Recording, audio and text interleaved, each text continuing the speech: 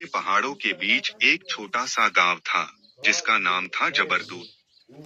यह गांव बहुत शांत और सुंदर था, लेकिन लोगों के बीच एक अजीब डर भी था। गांव के बाहर एक पुराना, टूटा हुआ मकान था।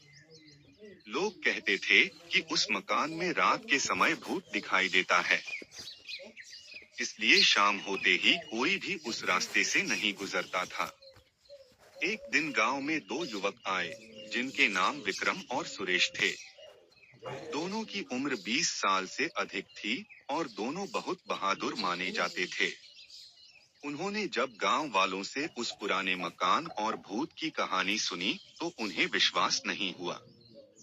विक्रम ने कहा, भूत जैसी कोई चीज नहीं होती, यह सिर्फ लोगों का डर है। सुरेश ने भी हंसते हुए कहा, चलो आज रात हम उस मकान में जाकर देखते हैं। रात होने पर दोनों टॉर्च और एक लालटेन लेकर उस पुराने मकान की ओर चल पड़े। चारों तरफ सन्नाटा था। हवा के साथ पेड़ों की टहनियां हिल रही थीं और अजीब सी आवाजें आ रही थीं। जब वे मकान के पास पहुंचे, तो दरवाजा आधा टूटा हुआ था और अंदर बहुत अंधेरा था। दोनों धीरे धीरे अंदर गए। मकान के अंदर धूल जमी हुई थी और दीवारों पर मकड़ी के जाले लगे थे। अचानक ऊपर की मंजिल से धड़-धड़ की आवाज आई। सुरेश थोड़ा घबरा गया, लेकिन विक्रम ने कहा, शायद हवा से कुछ हिल गया होगा। जैसे ही वे सीढ़ियां चढ़ने लगे, अचानक एक सफेद साया खिड़की के पास दिखाई दिया।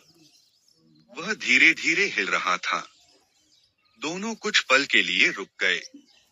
सुरेश ने धीरे से कहा, विक्रम, यह क्या है? विक्रम ने टॉर्च की रोशनी उस तरफ डाली।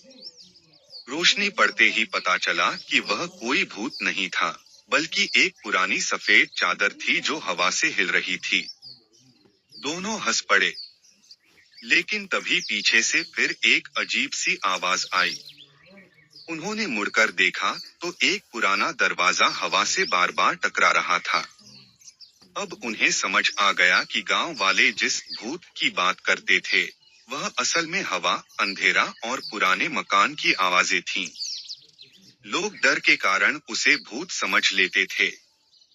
सुबह होते ही विक्रम और सुरेश गांव वापस आए और सबको सच्चाई बताई। पहले तो लोगों को विश्वास नहीं हुआ, लेकिन जब कुछ लोग जाकर देखने लगे, तो उन्हें भी वही सच्चाई पता चली। उस दिन के बाद गांव वालों का डर खत्म हो गया।